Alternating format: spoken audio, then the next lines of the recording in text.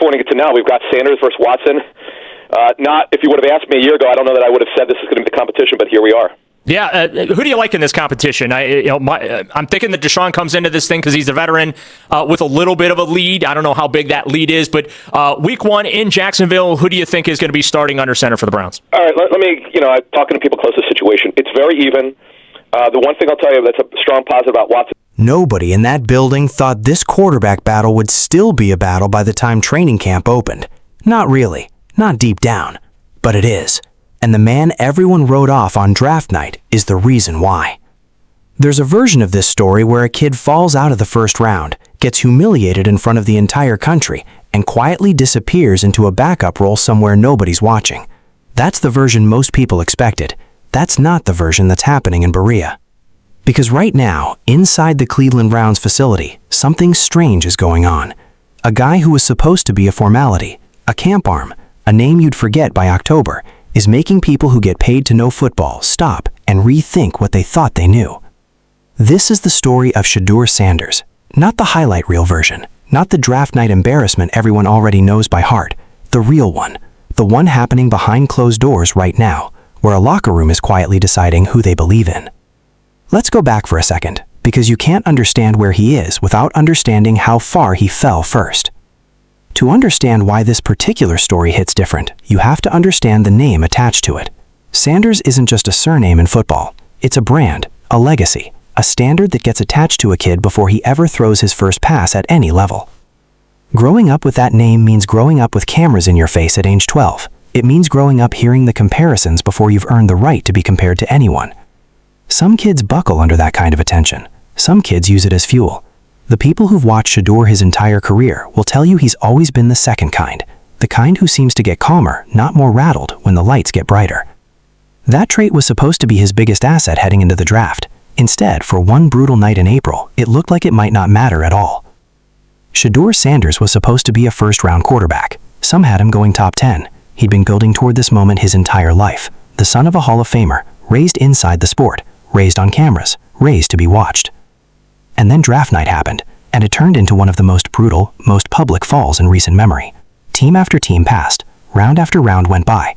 Camera stayed locked on his face the entire time, waiting for the crack. It never came, not on camera anyway, but everybody watching knew what that kind of fall does to a young player's confidence. Everybody wondered if he'd ever be the same. Then Cleveland called, late, quiet, almost like an afterthought compared to the names taken before him. And just like that, the kid who was supposed to be a franchise cornerstone somewhere else became a long shot competing for a job he was supposed to have locked up months earlier. Picture that room for a second. Picture sitting there, hour after hour, name after name getting called that isn't yours, knowing the entire country is watching your face on split screen, waiting to see if you crack. That's not just a football story. That's a story about how a person handles the worst night of their professional life in complete public view, with no ability to hide, no ability to leave the room, no ability to do anything except sit there and take it. A lot of grown men wouldn't have handled that with the composure he showed. And whatever happened in that draft process, whatever conversations happened behind the scenes about character or fit or whatever label got attached to him that week, the one thing nobody could question was how he carried himself once the cameras finally turned off. He looks, as one person put to me, like he had not been injured before. It's the first time he's actually looked healthy in I don't know how long. But we have to remember he's not played high-level football since the 2020 season. So we really don't know what to expect. He hasn't played football in a long time. And Shedeur, where the building is, in their off-season program, came in with a certain maturity. He gets it. He loves that he's going to get a chance. And the new. Here's the thing nobody expected. He showed up different. People who've spent time around that building this offseason keep saying the same thing in different words. This isn't a kid sulking about where he landed. This is a kid who walked in with something to prove and started proving it immediately. Not with noise, not with interviews, with work, early mornings, extra reps. The kind of quiet, obsessive preparation that doesn't show up on a stat sheet, but shows up in a quarterback room fast, because veterans notice who's actually locked in and who's just going through motions.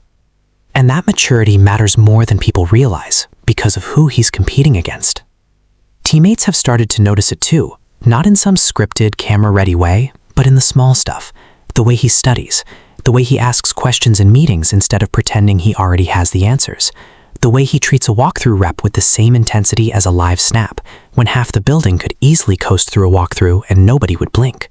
Coaches love players who make the extra period after practice feel normal instead of forced. From what's being described inside that building, That's exactly the reputation he's building for himself, one unremarkable, unglamorous rep at a time. Deshaun Watson isn't just some camp arm standing in his way. Watson is a former franchise quarterback, a player who once commanded one of the biggest contracts in NFL history, a veteran who started biggest games. On paper, this shouldn't even be a competition. A former Pro Bowl caliber starter against a rookie who fell to the back end of the draft. That's not supposed to be close. Except it is. And that's exactly why this story is so hard to look away from. Because Watson's situation carries its own tension. He hasn't played a full, healthy, high-level season since 2020, half a decade removed from the version of himself that made him one of the most talked-about quarterbacks in the league. People around the team have quietly noted this camp is the first time in a long time he's actually looked like a healthy football player again. That's not nothing, but it's also not nothing that an entire fan base is holding its breath every single practice, waiting to see if the injuries come back, waiting to see if the arm still has it, waiting to see if the guy they gave up a fortune for still exists. So here's the tension sitting underneath every single snap of this camp. A veteran trying to prove his body hasn't betrayed him for good, and a rookie trying to prove the entire league got it wrong about him in April. That's not a quarterback competition. That's a story. I just remember sometimes when things have been dictated by the front office or when the owner would get involved, they didn't always work out well. I heard it's strictly going to be up to Monken.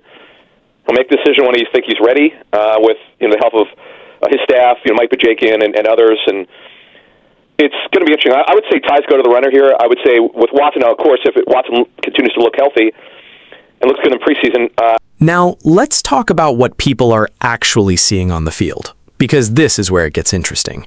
Shedeur isn't a scrambler. He's not a highlight reel of broken tackles and improvised magic.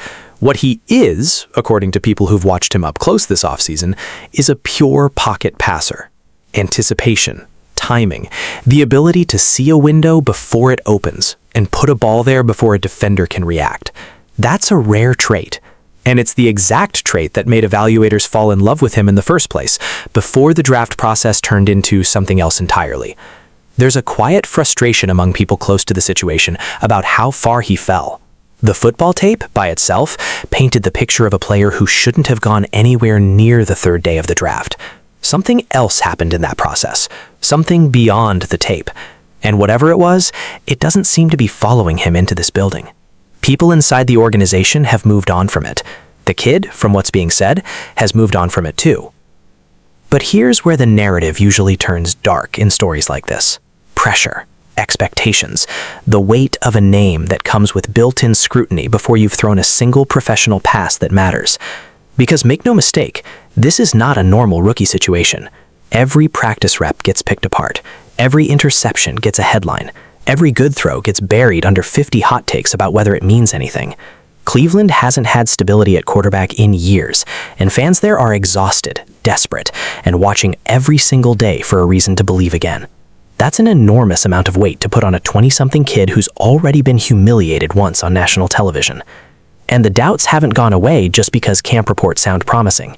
Critics point to his level of play last season before the draft. One strong outing, otherwise inconsistent. They point to an offensive line in front of him that's basically being rebuilt from scratch. 5 new starters, completely unfamiliar with each other, trying to gel in real time. They point to a receiving core that's young, unproven, still finding its identity. This isn't a situation where a quarterback gets to walk into a finished product and simply manage a winning team. This is a situation where nearly everything around him is also being figured out at the same time. And Cleveland fans know this movie. They've watched quarterback after quarterback walk through that building with hype attached to their name, only to leave a few years later as another cautionary tale. That history doesn't just disappear because a rookie looks sharp in shorts and helmets during July practices. Real skepticism has been earned in that city, the kind that doesn't go away with a few strong throws on a Tuesday. Social media has already turned every single padless practice rep into a debate. One good deep ball and the timeline lights up with people ready to crown him. One overthrow, and the same timeline turns on him instantly. That's the environment he's operating in. A fan base that wants desperately to believe again, but has been burned too many times to trust its own optimism. And the pass target group's going to look different, particularly at the receiver position. It's kind of why I'm intrigued, and I look forward to seeing the Browns this season, their training camp in Berea. There's a lot of newness, and you've got a play caller. I think Todd Monken is brilliant, talking to people who work with him. So there's a lot of intrigue. Believe it or not, there's some people look at this and say, you know what? There's a possibility that they'll be a little bit better than you think. Adam Caplan joining us. You can hear him on SiriusXM from time to time. Follow him on X. So when people ask if he's ready, that's not a fair question by itself. The better question is whether the entire operation around him is ready to support whoever wins that job. Now here's where the story shifts, because this is the part that's genuinely changing minds inside that building. The competition, by every account, is not being decided by front office politics or ownership pressure. It's being left entirely in the hands of the new head coach and his staff. And that matters, because history is full of quarterback decisions getting forced by people above the coaching staff. Decisions that blow up because the guy calling the plays never actually believed in the guy under center. That's not happening here. Whoever wins this job will have won it on the field, in front of the people who actually have to live with the decision on Sundays. And when it's that close, when a battle is genuinely even, there's an old football truth that tends to hold up. Ties go to talent that's still ascending. Ties go to the guy who's earning trust in real time instead of leaning on what he did years ago. That doesn't mean Shedeur has this locked up. Far from it. If Watson stays healthy through preseason, if his arm looks the way it's looked in camp, the edge probably belongs to him, if only by a razor's margin. But close is close, and close means the rookie everyone wrote off in April has a real, legitimate path to opening day as QB1 for an NFL franchise. Think about that for a second. Think about how far that is from where this story started, with cameras zoomed in on his face during the most humiliating draft slide in recent memory. There's usually a moment in stories like this, a single practice, a single throw, a single sequence that people inside the building keep bringing up when they talk about the shift. For Shedeur, it wasn't one highlight reel deep ball. It was smaller than that. It was a 2-minute drill against the starting defense, the kind of situation that exposes hesitation instantly, where a rattled quarterback holds the ball a half second too long or stares down his first read and gets bailed out by nobody. He didn't hesitate. He moved through his progressions like he'd already seen the coverage before the snap, found his outlet under pressure, and put the ball where only his receiver could catch it. It wasn't flashy. It wasn't the kind of play that trends on social media. But it was the kind of play that makes a coaching staff quietly nod at each other on the sideline. The kind of moment that starts conversations in the building that go well beyond a single practice period. Let's talk about what's happening around him too, because none of this exists in a vacuum. Jamar Mathis is a nickel, for one who they signed over from Carolina. I know a coach who was with him in Denver. He's talented. It's going to take time, folks, but they have some building blocks, but it obviously starts at quarterback as we finish with this. And who the heck knows, but I want to see Shedeur win it. You asked me, yes, Watson will have the advantage. It absolutely will. But if it's close to me, if I'm Todd Monk and I go, you know what, this kid's... The receiving room is getting rebuilt with pieces that are still figuring out their roles. A big-bodied second-round receiver expected to handle the outside. A speed threat from a strong sophomore class trying to take a leap in year 2. A steady slot presence who already has the trust of the building. A tight end who quietly outperformed expectations as a rookie, not because of elite athletic tools, but because he simply knows how to get open. And that trait alone has coaches taking notice. Up front, almost the entire offensive line is new. A first-round tackle, a guard signed away from a division rival, another lineman who bounced from tackle to guard and back, trying to find his best fit. A trade acquisition, slotting in at right tackle after transforming his career at the position. All of it still being sorted out in real time. All of it directly affecting how much time either quarterback is going to have to operate. And on defense, this team just made one of the most seismic trades in franchise history, moving on from a first-ballot Hall of Fame level pass rusher and bringing back a different kind of disruptive force in return. That trade alone tells you everything about where this franchise believes it is right now, not chasing a championship this exact season, building, retooling, betting on the next wave. There's real pressure sitting on that offensive line group too, and it's worth sitting with for a second, because a young quarterback's confidence lives or dies behind that unit. Get pressured into bad decisions early in a career, and it can take years to unlearn the flinch that comes with it. Some of the league's most talented young quarterbacks have had their careers set back, not because of what was between their ears, but because of what was happening 3 feet in front of them on third down. That's the invisible pressure sitting on this entire operation. It's not just about whether Shedeur or Watson can make the right read. It's about whether the group in front of them can buy enough time for that read to matter. The coaching staff seems to understand that too. There's a difference between a staff that publicly commits to patience and a staff that actually practices it. And from what's being described inside the building, this new group is leaning toward the latter. Nobody's expecting a finished product in September. What they're looking for is progress, evidence, trust building week over week. That's a very different standard than wins and losses alone, and it's a standard that benefits a rookie quarterback far more than a win-now mandate ever would. Which brings the story right back to the quarterback room, because a rebuild like this only means something if the guy taking snaps is part of the future, not a placeholder keeping the seat warm. That's the real question hanging over every single practice this summer. Is this Shedeur Sanders' team now, or is this still Deshaun Watson's team for one more year while the future waits in the wings? Nobody outside that building knows for sure yet, but here's what's undeniable. The kid who fell out of the first round, who sat through hours of national humiliation live on camera, who landed on a team that wasn't even supposed to be looking his direction, has turned this into a real fight. Not a media narrative, not a fan base coping with a losing season by inventing hope where there isn't any. A real, earned, evenly matched competition built entirely on what's happening on that practice field every single day. And there's something almost poetic about the timing of it. This is a franchise that just said goodbye to a generational talent, a player who spent his entire career there and is now watching from a different sideline. That kind of departure leaves a hole in a locker room that goes beyond production on a stat sheet. It leaves a leadership void, an identity question.